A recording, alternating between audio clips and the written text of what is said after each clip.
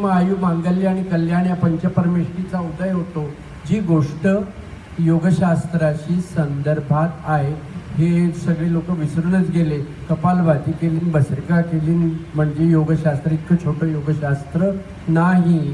पार्वती आणि शंकर यांचे संवाद म्हणजे प्रत्याभिज्ञ हृदयम आहे, त्याच्यानंतर योगसूत्र आहेत, हे सगळे जे मूळ ग्रंथ आहेत, विज्ञान भैरव तंत्र आहे, या सगळ्यामध्ये कॉस्मिक ब्रेथ म्हणजे वैश्विक आणि व्यक्तिगत श्वास याला अनुलक्षून सगळं घटनाशास्त्र सांगितलेलं आहे.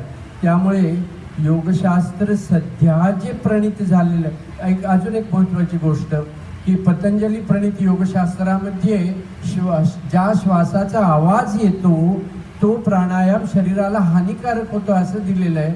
आणि आज जे शिकवले जाणारे टीव्ही प्रणित जेवढे प्राणायाम आहेत ते सनाद आहेत आणि ह्या सनादाचा शरीरावरती मनचित्त बुद्धी अहंकार या अंतःकरण चतुष्टयावरती विपरीत परिणाम होतो. कारण सनाद आला की तो काही मंत्रशास्त्राशी निगडीत असलेला सनाद नाहीये, त्याचा परिणाम तुमच्या अग्नी वायू जल पृथ्वी वगैरे ही जे काही तत्वांच्या धारणेशी आहे आणि मन जलतत्वाचं आहे, चित्त पृथ्वी तत्वाचं आहे, अग्नी तत्वाचा अहंकार आहे आणि बुद्धी वायू तत्वाची आहे. या तत्वात फेरफार झाली तर अंतःकरणचे 4 पिलर्स ऑफ कॉन्शियसनेस यामध्ये सगळी गडबड होते. त्यामुळे हे सगळं सध्याचं जे काही तंत्र चाललं आहे ते मागणी तसा पुरवठा या पद्धतीनं चालला आहे. जनरलायझेशन चाललं आहे. एकच प्याथी, एकच क्रिया, एकच पद्धती सगळ्यांच्या माथी मारली जाते. ह्या शहाण्याने काय करावं, ह्या गोष्टींपासून स्वतःचं संरक्षण करणं हेच आजच्या दृष्टीने सगळ्यात महत्त्वाचं आहे.